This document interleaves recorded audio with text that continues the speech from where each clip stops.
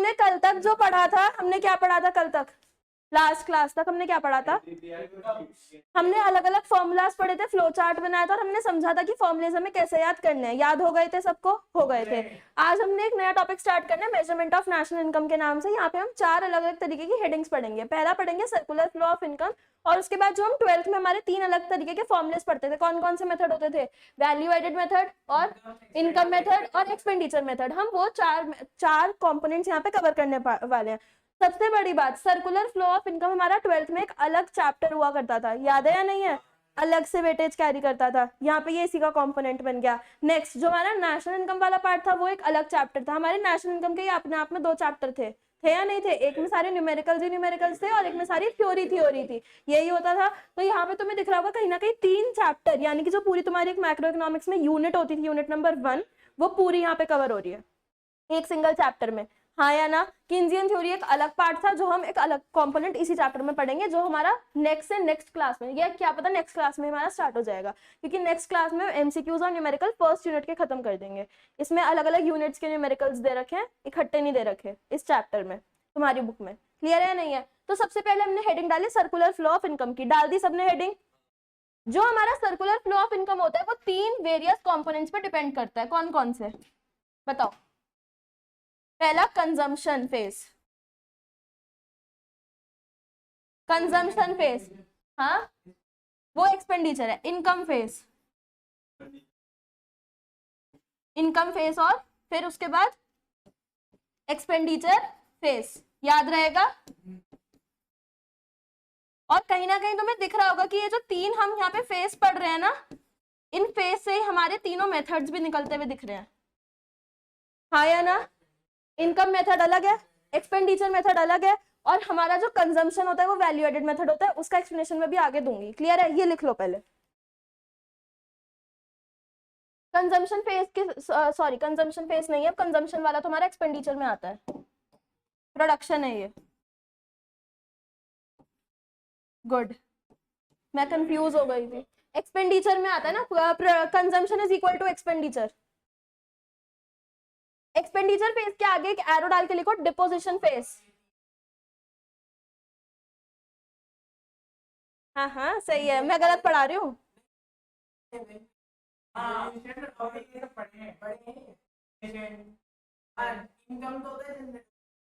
चलो पहले यहाँ डालो डिपोजिशन, डालो डिपोजिशन,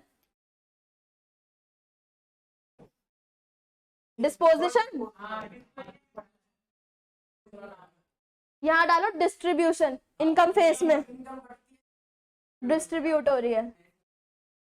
प्रोडक्शन फेज के नीचे एरो डालो, प्रोडक्शन फेज के नीचे एरो डालो, लिखो firms produce goods and services with the help of factor services. छोटा कर दूं इसको?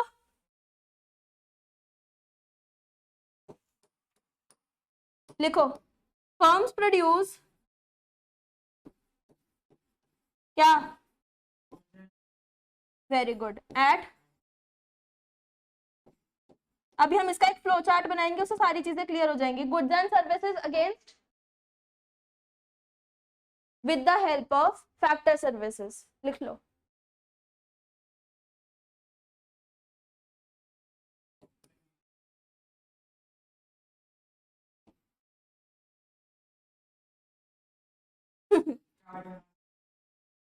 ये डायग्राम याद होते ही पूरा चैप्टर याद हो जाता था ये वाला, हाँ या ना?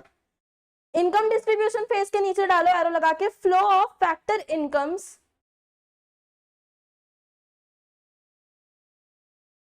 Flow of factor incomes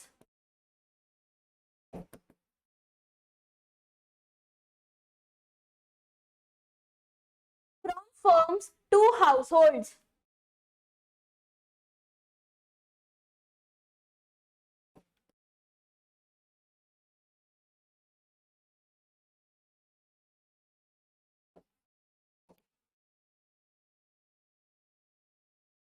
expenditure phase के नीचे एरो डालो, लिखो income is spent on consumption, income is spent on, कितना कितना पेज बचा है? पेज खत्म? आधा पेज बच रहा है, बड़ा फिगर बनाना है, अच्छा सुंदर सा हाइलाइटर्स यूज करके।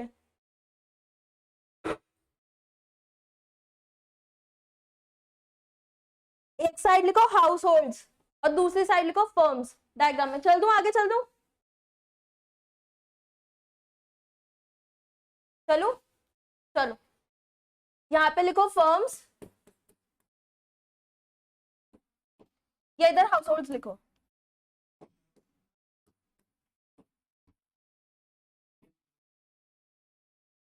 आधे पेज पे हाउस होल्ड और यहाँ पे फर्म्स। पेन चेंज, 3 पेन होने चाहिए अलग कलर्स के। Why not 3? Black and blue. चलो, हमें टोटल 4 एरोज बनाने हैं, तो 2 एरोज सेम कलर से बनाना, 2 एरोज अलग कलर से बनाना। क्लियर है नहीं है?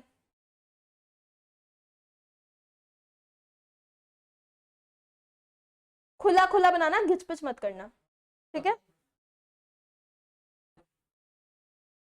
जो हमारे हाउस होल्ड होते हैं वो फर्म्स को क्या देते हैं? Factor services. फैक्टर सर्विसेज जैसे लैंड, लेबर और एंटरप्रेन्योरशिप। क्लियर है? बदले में, इन सर्विसेज के बदले में फर्म्स हमारे हाउस होल्ड को क्या देता है? Factor incomes.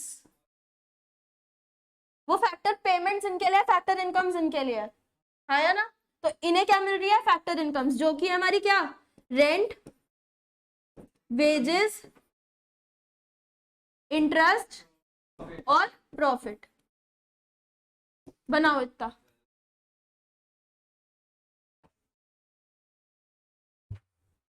ये है हमारा फर्स्ट एरो,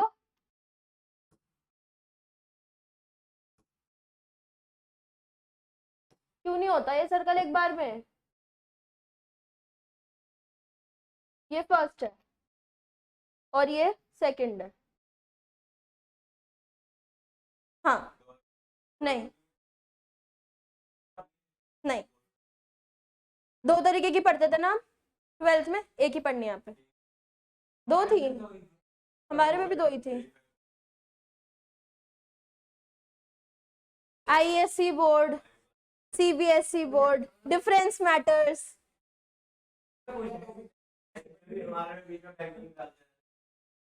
नहीं, इतना पहले इतना बना लो, पेन चेंज कर लेना इतना बनाने के बाद।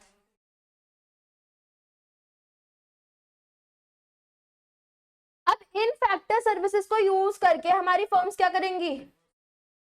गुड्स एंड सर्विसेज बनाएंगी, प्रोड्यूस करेंगी। वो गुड्स एंड सर्विसेज किसे बेचेंगे?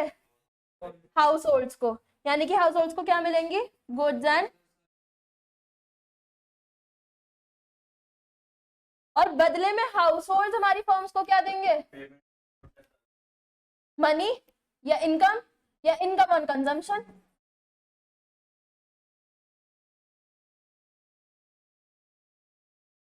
यही होता है।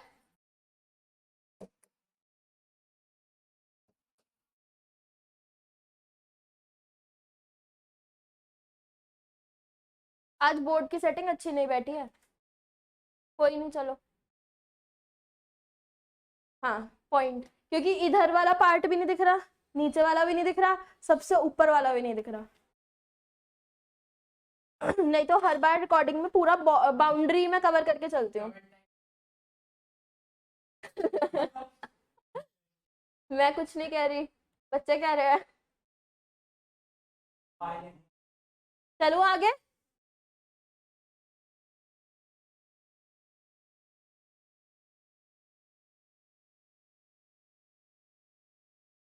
या first point is ended. Second डालो प्रोडक्शन मेथड। न्यू पेज, अगर स्पेस बचे तो नीचे से कंटिन्यू कर लो। एक पेज पे वैसे आ जाएगा पूरा कंपोनेंट ये। नहीं, एक पेज पे नहीं आएगा, 2 पेज पे आएगा, तो देख लो। चलो आगे चलो,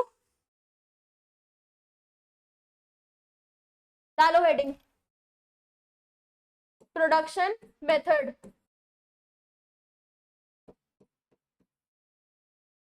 प्रोडक्शन मेथड का दूसरा नाम जनरेशन मेथड, कुछ भी, वैल्यू एडेड मेथड, जनरेशन, कर लो।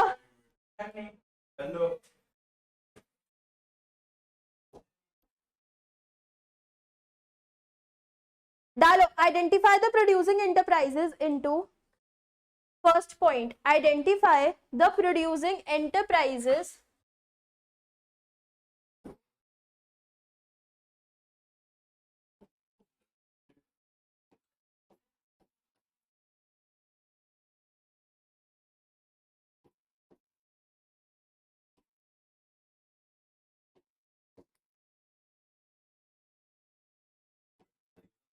आइडेंटिफाई, लिख लो पहले, identify the producing enterprises into, first point primary sector, दूसरा क्या होगा,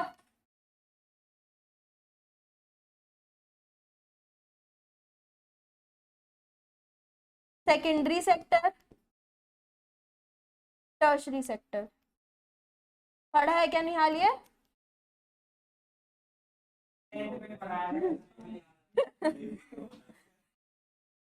पानी है, बाहर है, चलूं आगे चलूं?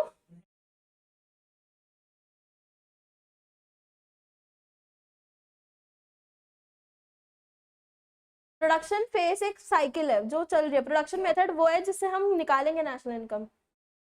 हाँ, फेज और मेथड दोनों नाम से ही अलग अलग है।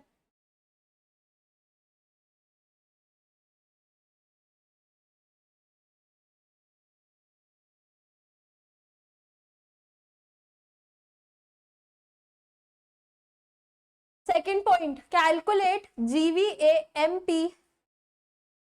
मैं आगे चलूं? हाँ, फर्स्ट स्टेप ऐसा, हाँ स्टेप्स डाल लो, मैंने एरोस डाले थे। चलो, सुनते ही नहीं है ये। कैलकुलेट GVAMP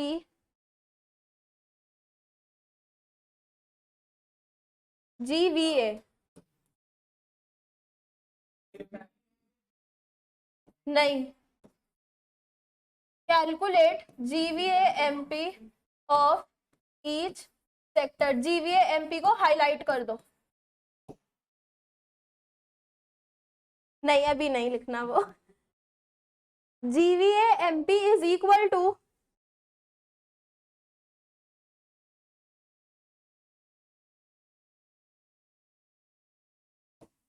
चेंज करके डिब्बा बना के लिखना, GVAMP इज इक्वल टू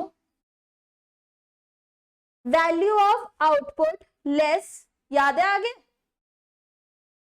याद है, very good, value of output less intermediate, अभी देखेंगे,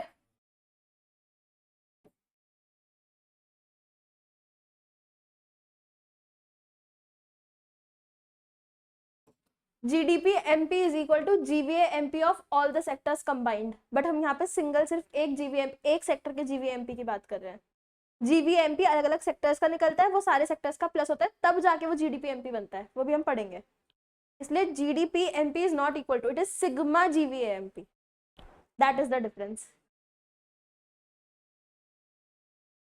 GVAMP is equal to value of output less intermediate consumption. Value of output क्या होता है? हाँ, सेल्स और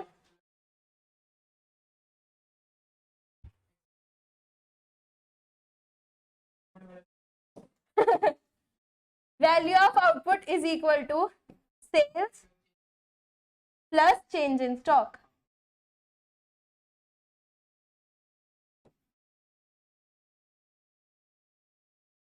नेक्स्ट पेज कर रही हूं मैं 2 मिनट के लिए। सेल्स में क्या क्या चीजें इंक्लूड होंगी?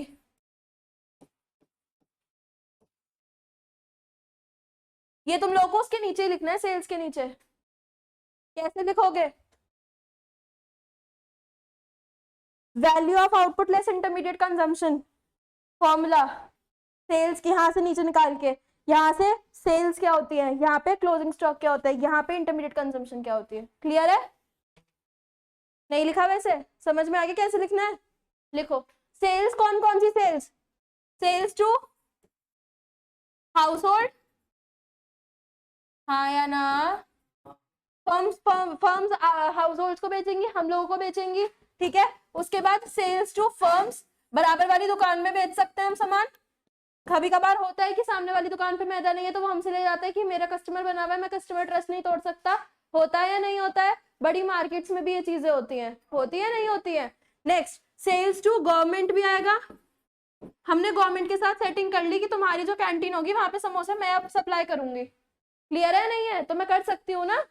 जो हमारे एमएमएच के अंदर कैंटीन, एमएमएच कह रही हूँ सॉरी, एमएमजी के अंदर जो कैंटीन्स होती हैं या एमएमजी के अंदर जो मेडिसिन सप्लाई होती है वो कॉन्ट्रैक्ट बेस्ड होती है नहीं होती है?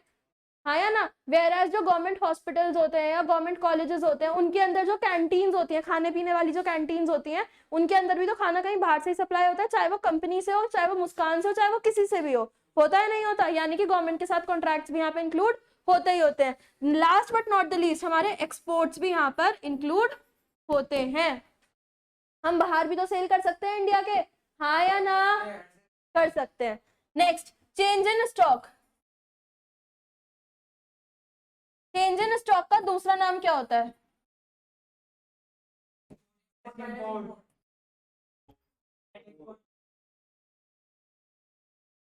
एक्सपोर्ट इंपोर्ट यहाँ पे कहां से आ गया चेंज इन स्टॉक में?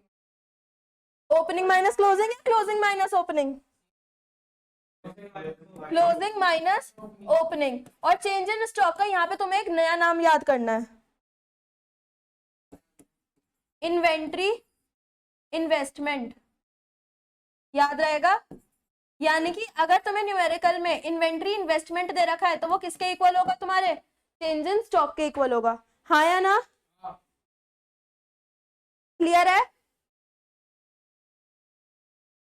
इंटरमीडिएट कंजम्पशन क्या होती है? आई वाओ, क्यों वंश वाली हरकतें यहाँ कर रहे हो? अधूरे गुड्स। और क्या बोल सकते हैं? और क्या बोल सकते हैं? कुछ भी। जो हमारा, सॉरी, जो हमारा इंटरमीडिएट कंजम्पशन होता है उसको हम बोलते हैं रॉ मटेरियल परचेज्ड। याद रहेगा नहीं रहेगा? हाँ या नानी बोलते हैं।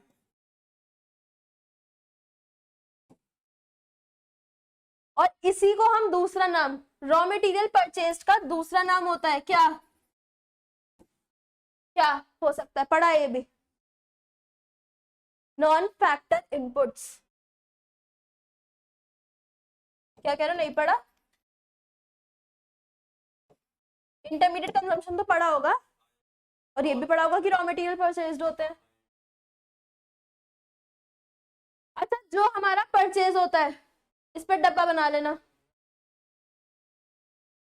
और एरो निकाल लेना, है जगह? परचेज पे डब्बा बना के और नेक्स्ट पेज पे लिख लो।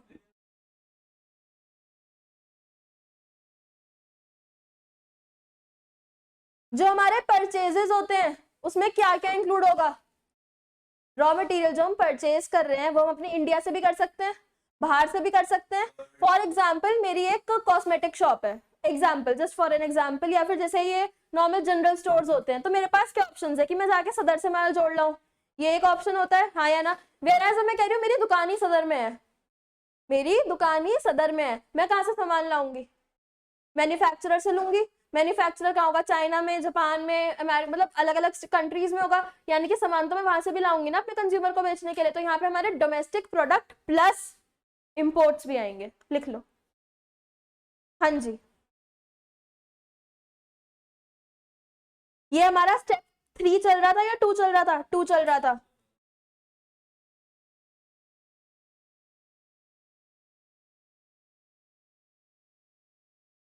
हाँ, डोमेस्टिक प्रोडक्ट प्लस इंपोर्ट्स।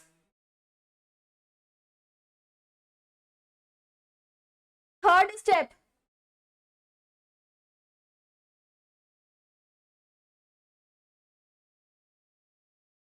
या एग्जाम्पल में डाल भी लो, सदर बाजार प्लस चाइना वाला।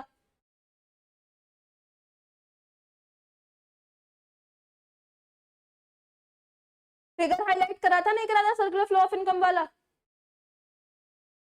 बोलते ही नहीं है। सर्कुलर फ्लो ऑफ इनकम वाला हाईलाइट किया था फिगर। निहाल, जब ये रजिस्टर बाइंड करवाओगे ना तो एक चीज याद रखनी है कि कोने कोने में मत लिखना, कटिंग में चला जाएगा वो। मतलब अगर सबसे इधर कोने में लिखोगे ना वो चला जाएगा। कटिंग करते हैं वो लोग क्योंकि रजिस्टर की, तो वो कटिंग में चला जाएगा पार्ट। तो ऐसा ना हो कि कोई थ्योरी चली जाए, ठीक है? क्योंकि बाइंड मैंने करवाया है ना, इसलिए वो छोटा हो जाता है रजिस्टर अपने एक्चुअल साइज से। चारों तरफ से कटिंग होती है इक्वल करने के लिए, तो वो चला जाएगा। या तो उनसे कह देना कि आप दोनों रजिस्टर्स को साथ में बाइंड कर दो, स्पाइरल मत करवाना, तो वो नहीं होगा इशू। चलो आगे, स्टेप 2 हो गया सबका। स्टेप 3 डालो, calculate GDP MP. Step 3, calculate GDP MP. GDP MP is equal to, अभी बताया है, सिग्मा ऑफ जीवीए एमपी। यानी कि तीनों सेक्टर्स के जीवीए एमपी को निकाल के जब मैं प्लस कर दूंगी तो मुझे क्या मिलेगा, मेरा GDP MP. Step number 4, calculate national income. National income is equal to NNPFC. क्या फॉर्मूला बनेगा अब?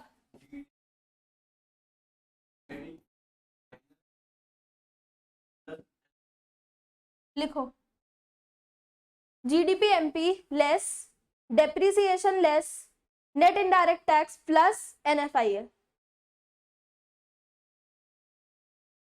इस फॉर्मूले से हमें क्या पता चलता है कि हमें कहां से अपनी अप्रोच स्टार्ट करनी है, जीडीपी एमपी से, हाँ या ना?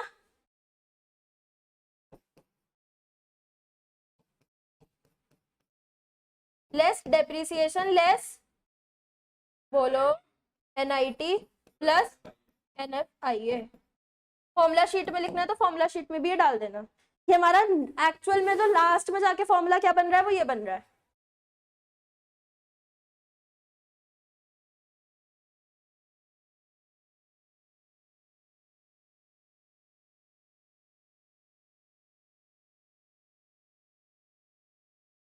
एनआईटी लिखा तो है इसमें,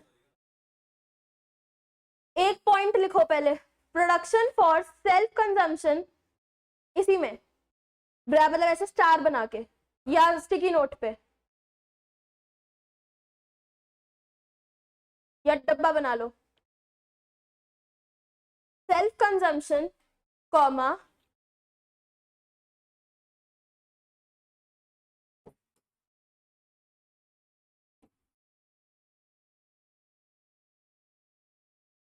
imputed rent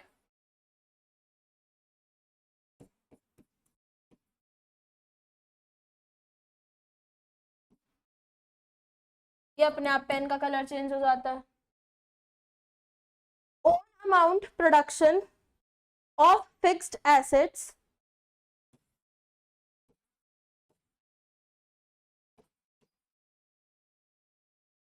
own amount production of fixed asset are included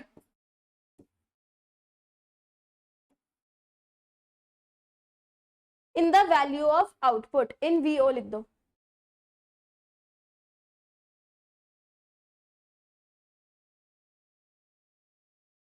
मतलब क्या हुआ,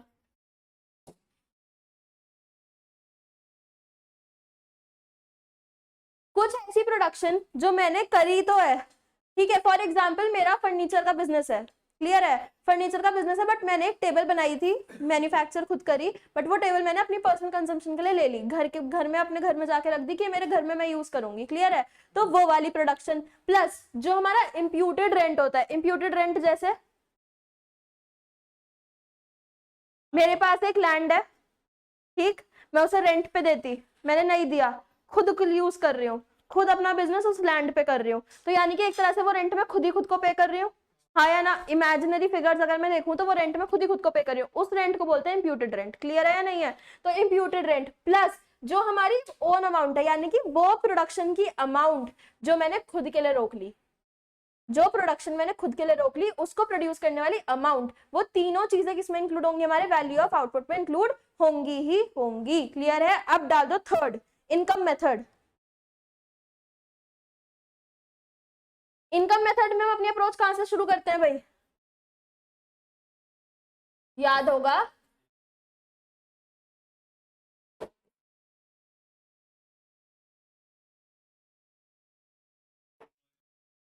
मैंने बोला अप्रोच कौन से शुरू करते हैं हम? एक इनकम से शुरू करते हैं अपनी अप्रोच, जैसे उसमें हम जीडीपी एमपी से इंक्लूड कर रहे थे, पर वैसे ही हम यहाँ पे कौन सी इनकम से अपनी अप्रोच स्टार्ट करेंगे?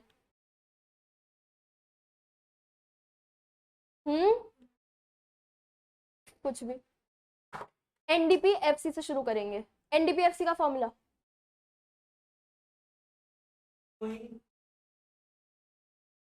लिखो, ये पढ़ने की नीड ही नहीं है। एनडीपीएफसी का फॉर्मूला खुद लिखो, क्या होता है पूरा बताओ। ऑपरेटिंग सब mixed income of self employed, पूरा लिखना है।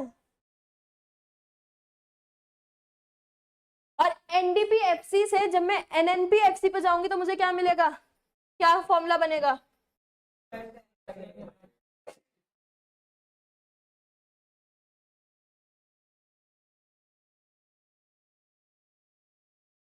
Of self employed.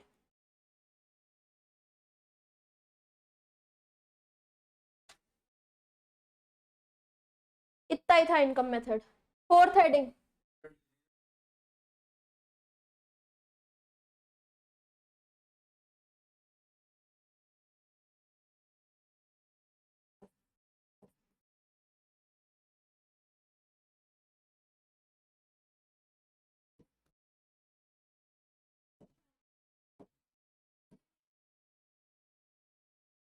फेस अलग है, ये अप्रोच है न्यूमेरिकल सॉल्व करने की।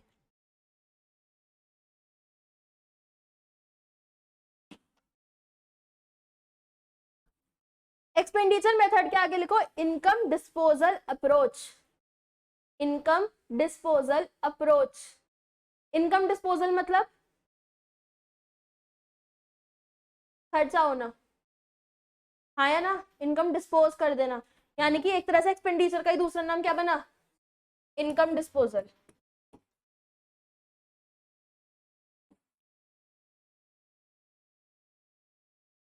यहाँ पे हमारी अप्रोच कहां से स्टार्ट होती है?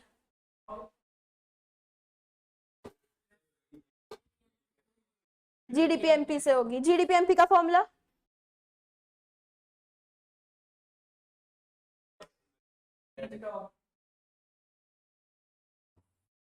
जीडीपीएमपी इज इक्वल टू, लिखो फाइनल कंजम्पशन एक्सपेंडिचर, लिखो पहले सिर्फ फाइनल कंजम्पशन एक्सपेंडिचर लिखो। निहाल समझ में आ रहा है जो लिख रहे हैं? फॉर्मुलेज है ये, एक्चुअली अप्रोच है। मतलब क्या होता है, हमें न्यूमेरिकल दिया है एग्जांपल में, ठीक है, तुम्हें न्यूमेरिकल सॉल्व करने के लिए आया, न्यूमेरिकल में क्या दे रखा होगा तुम्हें? जीडीपीएमपी दे रखा है। फॉर एग्जांपल हम यहाँ पे जीडीपीएमपी से अपनी अप्रोच स्टार्ट कर रहे हैं। अब तुम्हें देखना है कि जीडीपीएमपी से हमारी दो अप्रोच शुरू होती है, कौन कौन सी? एक तो ये वाली और वैल्यू मेथड वाली, हाँ या ना? वैल्यू मेथड के लिए तुम्हें क्या चाहिए? डेप्रिसिएशन भी चाहिए, एनएफआईए भी चाहिए, एनआईटी भी चाहिए, लेकिन अब वो तीनों ही क्वेश्चन में मेंशन नहीं है एग्जाम्पल, तो वो वाली अप्रोच तो खत्म हो गई, तुम वो वाला फॉर्मूला नहीं लगा पाओगे। लेकिन तुम्हें पेपर में final expenditure, final consumption expenditure, मतलब इस फॉर्मूले से रिलेटेड अप्रोच दे रखी है, तो तुम्हें इस अप्रोच से क्वेश्चन सॉल्व करना है। क्लियर है। वैसे ही अगर मैं बोलूं कि तुम्हारा जो क्वेश्चन है वो स्टार्ट हो रहा है तुम्हारा डोमेस्टिक इनकम से, एनडीपीएफसी से, तो कौन सा अप्रोच लगेगी, इनकम वाली अप्रोच लगेगी। क्लियर है। तो ये अप्रोच है कि तुम्हें पेपर में क्या दे रखा है और तुम्हें क्या निकालना है, क्या निकालने तक पहुंचने की अप्रोच है ये। एक बार अगर तुम जीडीपी एमपी या फिर एनएनपीएफसी या फिर एनडीपीएफसी किसी पे भी पहुंच गए या क्वेश्चन में तुम्हें कुछ भी मेंशन्ड है, तो तुम्हें सिर्फ ये पता होना चाहिए कि तुम्हें सिर्फ ये पता होना चाहिए कि एमपी से एफसी पे जाने के लिए क्या करना है, ग्रॉस से नेट पे जाने के लिए क्या करना है, और नेशनल से डोमेस्टिक पे जाने के लिए क्या करना है। अगर ये तीन चीजें समझ में आ गई तो कोई भी फॉर्मूला इजी है। क्लियर है।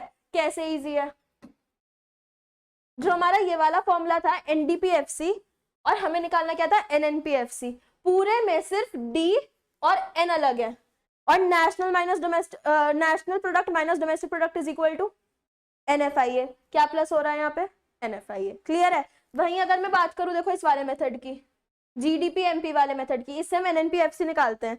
एनएनपीएफसी निकालना है इससे, यानी कि ग्रॉस से नेट भी चेंज हो रहा है, डोमेस्टिक से नेशनल भी चेंज हो रहा है, और एमपी से एफसी भी चेंज हो रहा है, यानी कि डेप्रिसिएशन में भी इफेक्ट आ रहा है, एनआईटी में भी इफेक्ट आ रहा है, और एनएफआईए में भी इफेक्ट आ रहा है। अब हमें ये देखना है पॉजिटिव है या नेगेटिव है, उसके लिए फॉर्मूला याद होना चाहिए। क्लियर है। अगर ये तीन फॉर्मूले याद है कि ग्रॉस से नेट पे कैसे जाते हैं, नेशनल से डोमेस्टिक पे कैसे जाते हैं, और एफसी से एमपी पे कैसे जाते हैं, तो कोई भी फॉर्मूला क्या हार्ड है, नहीं है। समझ में आ गई बात अब, क्लियर है। चलो हाँ बताओ यहाँ पे फॉर्मूला, फाइनल कंजम्पशन, सिर्फ फाइनल लिखो, सिर्फ फाइनल, फाइनल कंजम्पशन एक्सपेंडिचर। एक मिनट,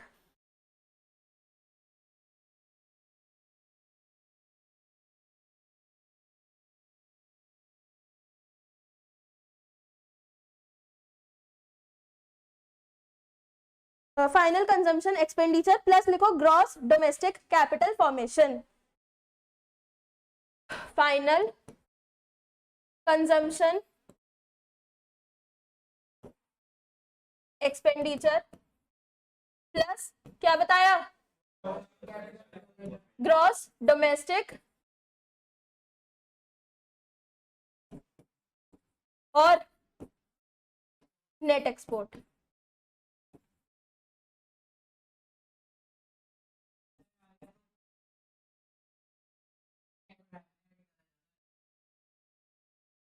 नेट एक्सपोर्ट्स इतना लिख लिया। Fixed consumption, sorry final consumption expenditure, दो एरोस, लास्ट पेज था क्या, ओहो नेक्स्ट पेज पे कर लो, कोई दिक्कत नहीं है। दोबारा एक सिंगल लाइन में फॉर्मूला लिख के फिर ऐसे बाइफिकेट कर दो।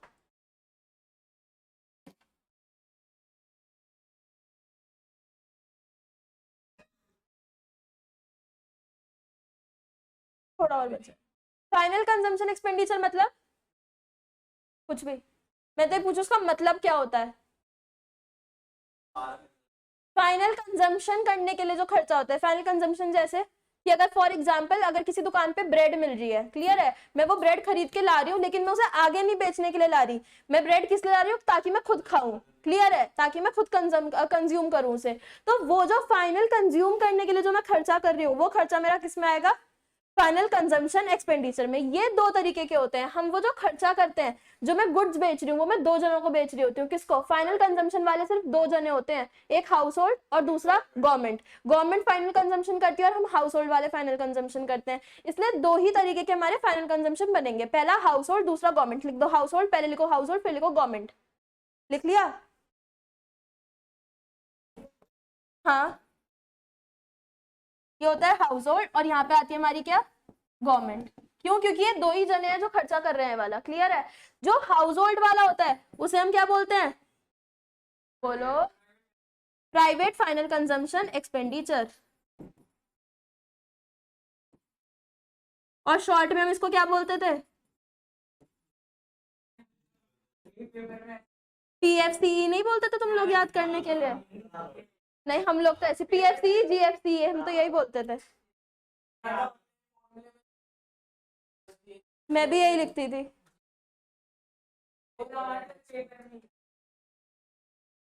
बट हाँ बोर्ड में तो मैम बोलती थी ना कि ये तो घर पे प्रैक्टिस के लिए तुम लोग शॉर्ट फॉर्म्स यूज कर लो, बट पेपर में फुल फॉर्म्स ही लिख कर आनी होती हैं।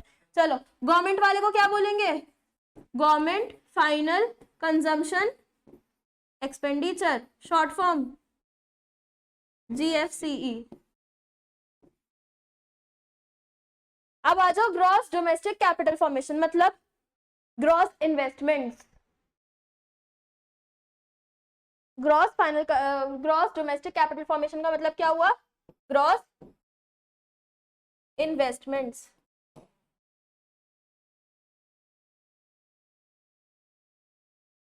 ग्रॉस इन्वेस्टमेंट्स का भी फॉर्मूला होता है क्या? Net minus date.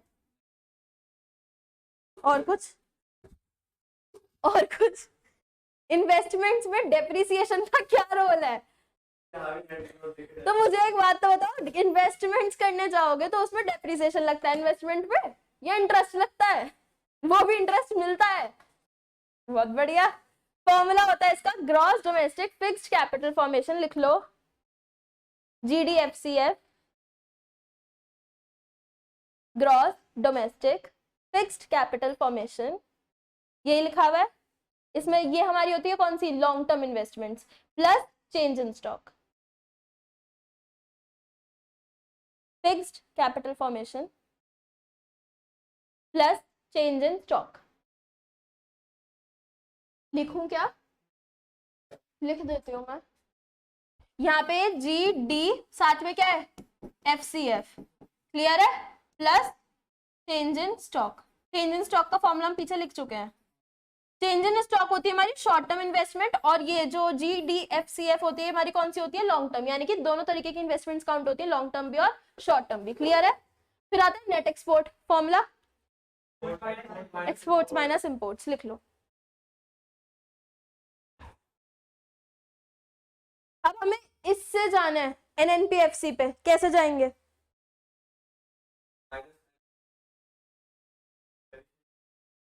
लिख लो GDP MP से। अब हमें नेशनल इनकम निकालनी है ना, सारे फॉर्मूले से नेशनल इनकम ही तो निकाल रहे हैं हम लोग। NNPFC लिख लो फॉर्मूला। पानी जिसके पास है मुझे प्लीज पानी पास कर दो।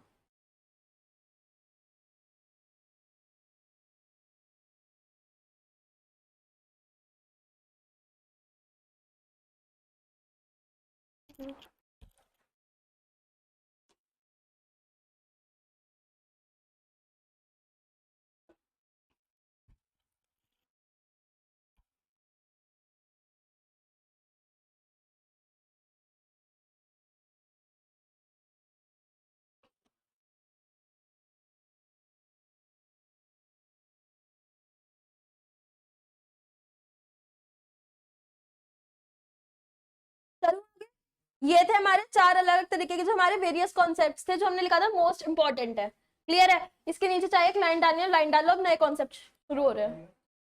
हेडिंग डालो system of regional accounts in India. ये मैं डिक्टेट करूंगी, मैं लिखूं क्या? लिखूं या मैं डिक्टेट कर दूं? थ्योरी है, थ्योरी है। हाँ, system of regional accounts in India, ये हेडिंग है। मैं लिख ही देती हूँ, रुक जाओ।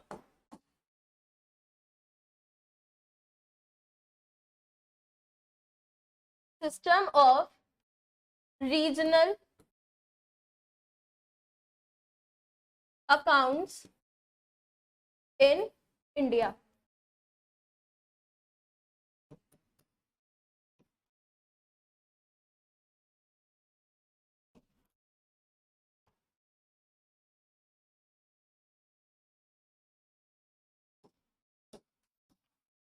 लिखो regional accounts provide integrated database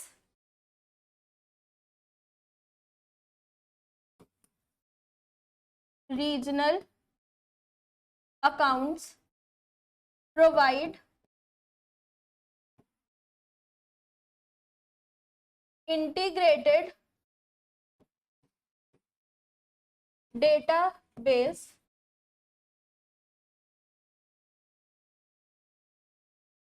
on numerous transactions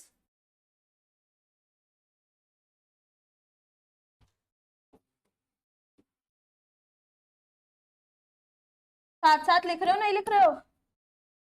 taking place in the economy,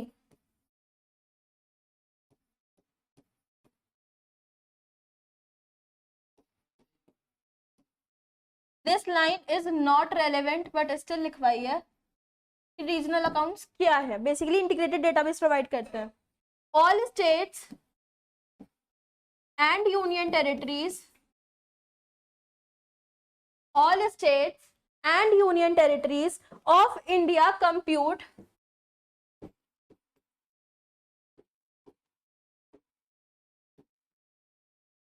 हाँ state income estimates and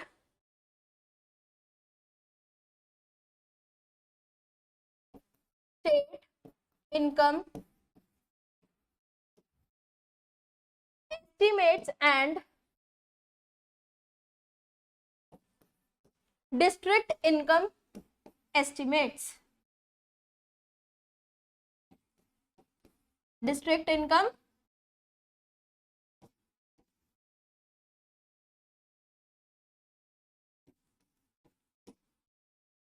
NSDP is measured by state, NSDP is measured by state।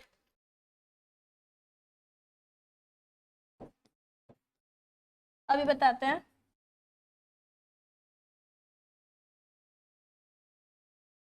या एनएसडीपी के नीचे डालना है। अब क्या हुआ? स्टेट इनकम और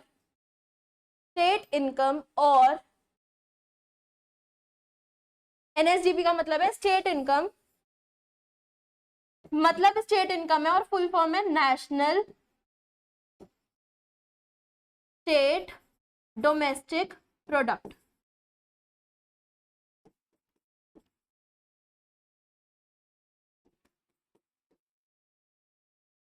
समझाऊं? जो हमारे रीजनल अकाउंट्स हैं वो हमें क्या प्रोवाइड करते हैं? एक डेटाबेस प्रोवाइड करते हैं। क्लियर है या नहीं है?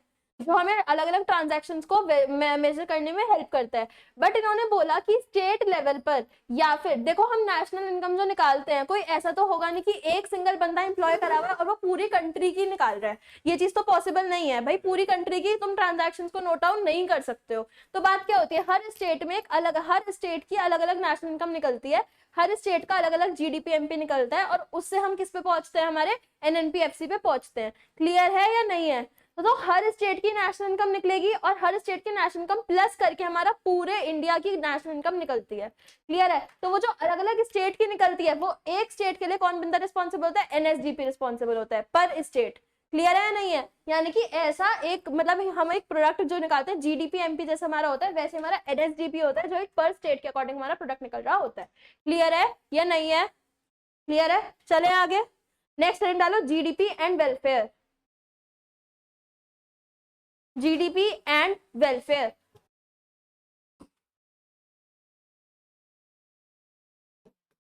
ये तो पढ़ा था। क्या होता है?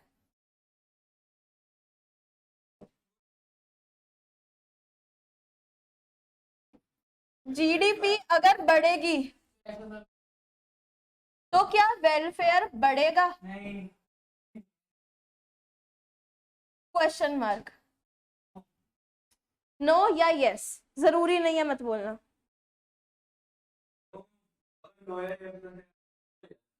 यस। और किसका यस?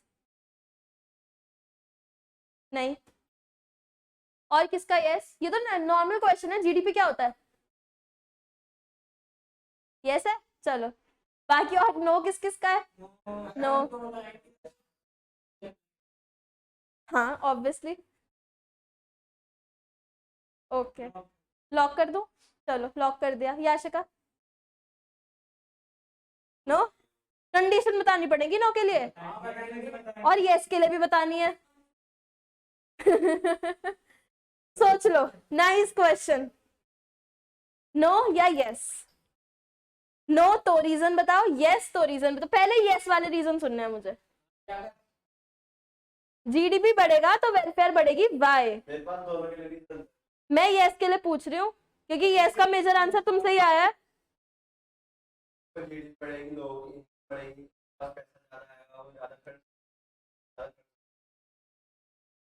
तो how is it linked to welfare? What is welfare? ठीक है, और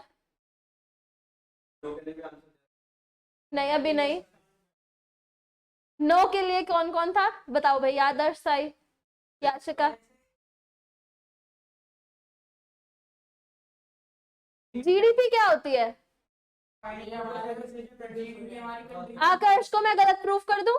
GDP is not income, first thing. GDP is production. Production होगी तो बिकना ना बिकना तो थोड़ी हाथ में आ रहा है। किसने बोला how is infrastructure linked to production? Production is the goods and services and infrastructure is what? Roads, railways, airplanes. वो गुड्स थोड़ी है, वो तो कैपिटल गुड्स की तो बात ही नहीं कर रहे। GDP is what? Definition, money value of what are final goods and services. फिर फिनिश्ड गुड्स, फाइनल गुड्स जिसे at the end consumer use कर रहा है, गवर्नमेंट यूज कर रही है, हाँ या ना? तो how can GDP link to welfare? सीधा सीधा आंसर इज नो, क्योंकि GDP is not related to money and income, it is production. कि हमारी कंट्री में कितनी प्रोडक्शन हो रही है, दैट इज जीडीपी। हिंदी में लिख लो इसे अपने रजिस्टर्स में अपने पास से बना के, ताकि कभी आंसर यस ना आए। लिखो, सब लिखो इस चीज को। GDP is not income, GDP is production, first thing. बता रहे हैं अभी। Answer is a big fat no. GDP measures excludes, डालो heading, GDP measures excludes, GDP measures excludes.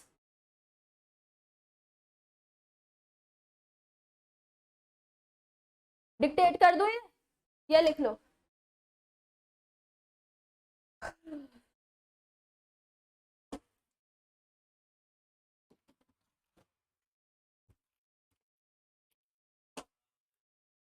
हाँ, GDP measures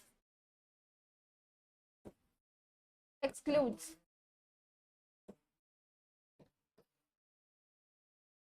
first point, distribution of income।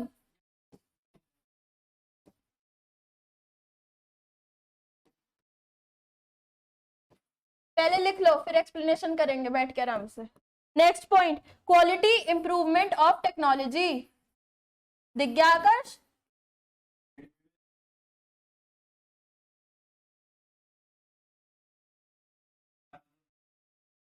Count कर पाओगे? P into Q में क्या टेक्नोलॉजी काउंट कर पाओगे? बताओ। Next, illegal transactions.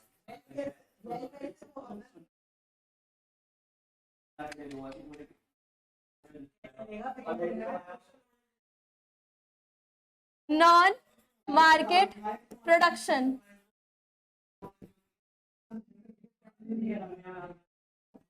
ट्रैक्टर्स आज की डेट में सबके पास होते हैं। Disutility of loss of leisure of time, disutility of, oh my God, of loss of leisure time. GDP का फॉर्मूला क्या होता है? इकोनॉमिक बैच, बताओ। जीडीपी का फॉर्मूला क्या होता है? जीडीपी का मेजर फॉर्मूला क्या होता है? P into Q. Positive and negative, क्या हो गया, क्यों लड़ रहे हो? एक्सटर्नलिटीज।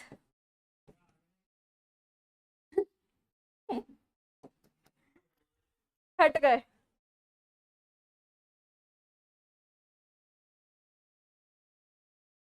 प्रोडक्शन, पढ़ेंगे, पहले लिख तो लो। अब मैं जो चीज बोलती जाऊंगी पेन चेंज करके ब्रैकेट में लिखते जाना, ठीक है? बहुत टाइम लगेगा 3 पॉइंट लिखने में 3 मिनट? ओ माय गॉड, हे भगवान। वंश का तो मैथ्स में भी कुछ नहीं चल रहा होगा फिर अभी।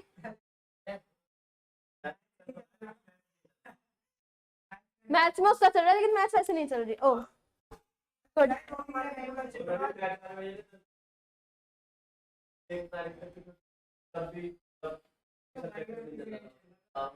अकाउंट्स में क्या चल रहा है? तो खत्म होने वाला होगा अकाउंट्स का सिलेबस।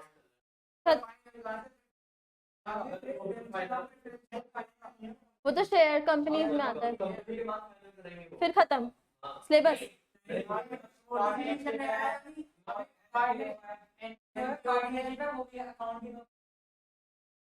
ये कौन सा चैप्टर है? एनपीओ तो है, तो एनपीओ तुम लोगों ने नहीं पढ़ा 12th में? एनपीओ अकाउंटिंग पढ़ी थी 11th में, बकायदा इनकम एंड एक्सपेंडिचर अकाउंट बनाना, आरएनपी अकाउंट बनाना। हाँ लिख लो, लॉस ऑफ लेजर टाइम।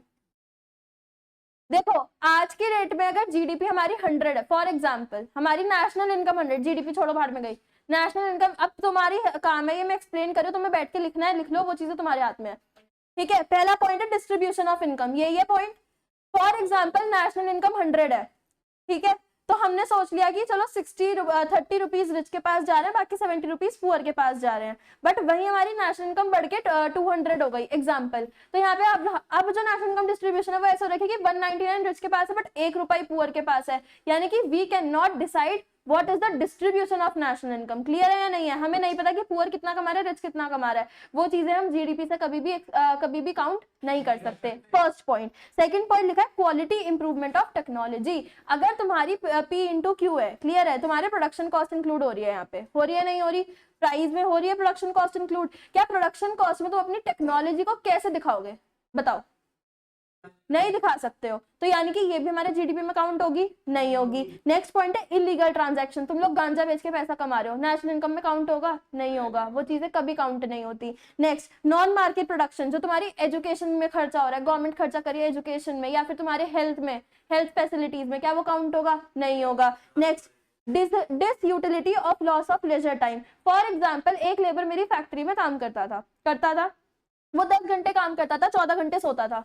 14 घंटे क्या था उसका? Leisure time. लेजर टाइम का मतलब क्या होता है? आराम, मस्ती वाला टाइम। होता है नहीं होता? ये तो हमने पहले भी पढ़ा है जब हमने फैक्टर्स ऑफ प्रोडक्शन पढ़े थे चैप्टर 3 में।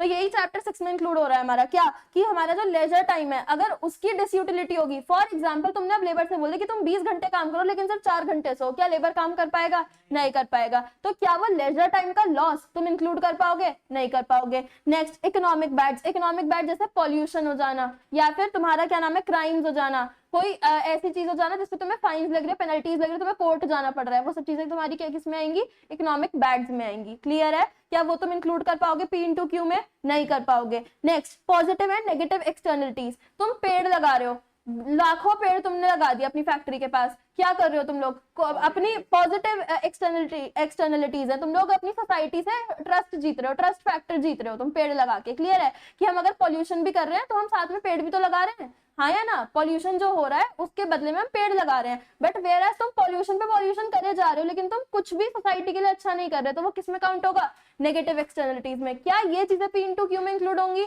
नहीं होंगी। क्लियर है या नहीं है कि वेलफेयर डिपेंड करेगा या नहीं करेगा? नहीं करेगा। अब नेक्स्ट हेडिंग डालो limitations and challenges of national income computation. Last heading of this unit 2 Keynesian theory है बस, इसके बाद challenges of national income computation. बीच में डंडा बना लेना, मतलब लाइन बना लेना। Limitations and challenges of national income computation।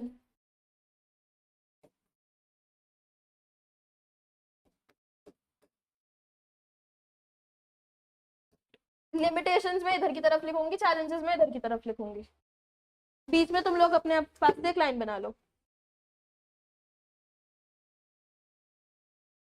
First point डालो लिमिटेशन में, lack of agreed definition of national income.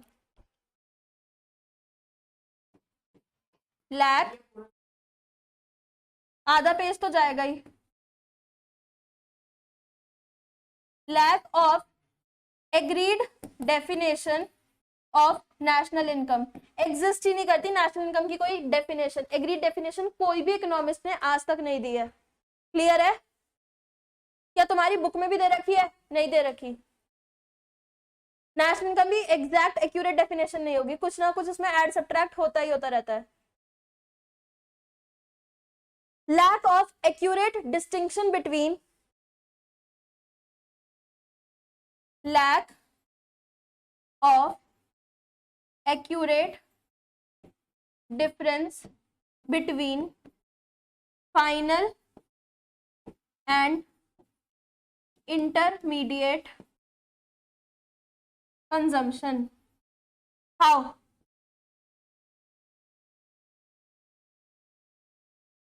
पता है क्या, जो तुम लोगों को डेफिनेशंस दे रखी है ना इन सब चीजों की, वो तुम लोगों को फॉर्मूला बेस्ड डेफिनेशंस दे रखे हैं। ये चीज तुमने भी अगर नोटिस करी होगी, मैंने भी पढ़ाया, तो वो फॉर्मूला बेस्ड चीजें पढ़ाई है। क्या कोई भी थ्योरेटिकल बेस मैंने इसमें कोई चीज पढ़ाई है? नहीं पढ़ाई। यानी कि इन चीजों की कोई भी एक एग्रीड डेफिनेशन नहीं गिवन है, वो सब चीजें सिर्फ फॉर्मूले से डिराइव की हुई डेफिनेशंस हैं कि ये होता है, ये होता है, ये होता है, इसका फॉर्मूला ये होता है, इसका फॉर्मूला ये होता है, और वही उस फॉर्मूले को थ्योरेटिकल वर्ड्स में लिखा हुआ होता है कि जीडीपी प्लस एनएफआई ऐसे करके लिखा हुआ होता है। क्लियर है? नहीं है? तो इन सब चीजों की क्योंकि कोई एग्रीड डेफिनेशन नहीं है, यही हमारी लिमिटेशंस बन जाती हैं। Third point, transfer payments and transfer incomes. क्या ये हमारे नेशनल इनकम में काउंट हो रहा है? नहीं हो रहा।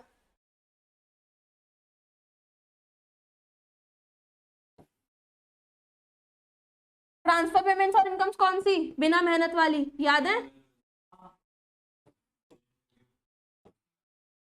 सब्सिडीज इज नॉट, हाँ कह सकते हैं, donations, gifts. Difficulty of incorporating distribution of income, वही वाला पॉइंट ऊपर वाला यहाँ पे भी रिपीट होता हुआ दिख रहा है, हाँ या ना? सुनते ही नहीं है।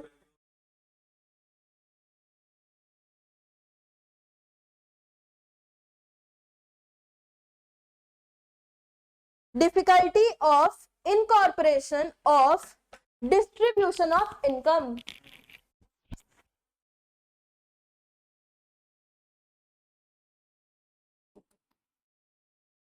डिफिकल्टी ऑफ इनकॉर्पोरेशन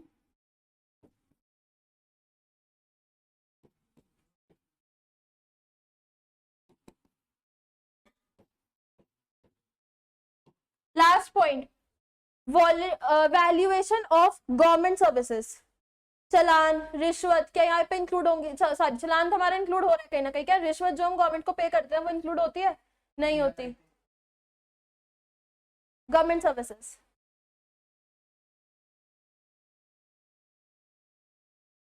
ब्रैकेट में लिख लो रिश्वत या घूस।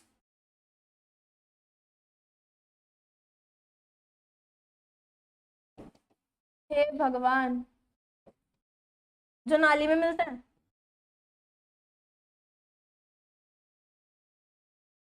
डालो नेक्स्ट में challenges. Challenges, inadequacy of data, हमें पता ही नहीं है एक्चुअल में डेटा कहाँ पे कितना होता है, होता है नहीं होता। क्या तुम एक्यूरेट डेटा कभी भी निकाल पाओगे इतनी फर्म्स का? तुम फर्म के पास गए, फर्म ये तो बता देगी तुम्हें, सोल प्रोप्राइटर ये तो बता देगा आज सुबह से ये आ चुका, आज सुबह ये जा चुका, मेरे खाते में तो ये लिखा हुआ है। क्या वो पूरा अपना बता पाएगा ढंग से खुला चिट्टा? नहीं बता पाता। कभी भी एक सोल प्रोप्राइटर ढंग से अपना पूरा खुला चिट्टा कभी नहीं बता पाता। एक ना एक पेमेंट या एक ना एक इनकम वो अपनी मिस कर ही देता है। होता है नहीं होता? जनरली मेरे पापा भी बिजनेस करते थे, इसलिए मुझे चीजें पता है ना, क्योंकि ऐसा होता था। भाई छोटी डायरी तो अगर तुम किसी जनरल स्टोर के पास जाओ, उनके पास उनकी इस पॉकेट में एक छोटी डायरी जरूर मिलेगी। मिलेगी नहीं मिलेगी? उसमें बकायदा उनके बही खाते इंक्लूड होंगे सारे A to Z में कह रही हूँ। अगर उन्होंने 10 रुपए का भी डील करा है वो उनकी डायरी में लिखा हुआ होता है। ये जनरल एक जनरल स्टोर्स वालों की एक हैबिट होती है ये। बकायदा ये चीज होती है, बकायदा उनकी इतनी सी डायरी होती है, उसमें चुनना चुनना चुनना चुनना सा लिखा ही होता है कि ये गया, ये गया, ये गया, और लास्ट में जब वो अपने सीए के पास बैठते हैं ना, वो वही डायरी में से देख के बता रहे होते हैं कि ये हुआ है, ये हुआ है, ये हुआ है। एक्चुअल में यही चीज होती है, जो नॉर्मली ढंग से जो धंधा चलता है वो ऐसे चलता है। और अगर उसमें से जब तुम किसी को अपना डिटेल्स बताओगे ना, तो उसमें ऐसा होता ही होता है कि एक ना एक पेमेंट छूटती है, होता ही होता है ये। मतलब तुम इतने एक्यूरेट कभी भी नहीं बन पाओगे, और बन भी पाओगे ना तो दैट्स सीरियसली हैट्स ऑफ वाली जॉब। और बहुत कम लोग होते हैं ऐसे, ऐसे 100 में से कोई 2 या 3 बिजनेसमैन ऐसे होते हैं जिनका एक एक बही खाता बिल्कुल प्रॉपर तरीके से उनके पास मेंटेन होता है, उन्हें अपनी एक एक पेमेंट, एक एक इनकम के बारे में पता होता है। ये एक्चुअल में रियलिटी ऑफ लाइफ है, अगर तुम लोग भी कभी बिजनेस करोगे आगे जाके तो। नेक्स्ट डाला presence of non monetize sector. Barter आज की डेट में भी कुछ एरियाज में चलता है। बार्टर सिस्टम क्या होता है, explain. Exchange of goods for goods. Nihal पता था बार्टर सिस्टम क्या होता है, लिख लो। Presence of non monetized sector.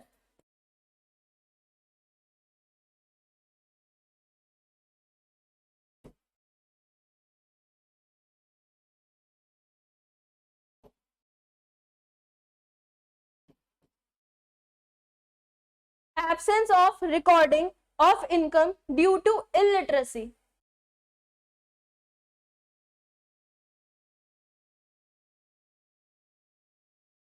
बहुत लोग होते हैं जो इलिटरेसी की वजह से नहीं कर पाते रिकॉर्डिंग।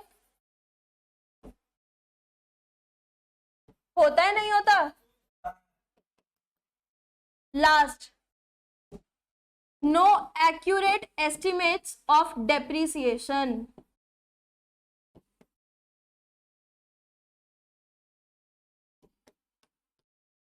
तुम्हें आज एक बहुत जनरल नॉलेज की बात बताओ, तो पहले लेक्चर एंड करते हैं। आज के लिए इतना ही। हमारी फर्स्ट यूनिट खत्म हो चुकी है, अब नेक्स्ट क्लास में हमारी सेकंड यूनिट कीन्सियन थ्योरी स्टार्ट होगी। क्लियर है? अच्छा मुझे अब एक बात बताओ,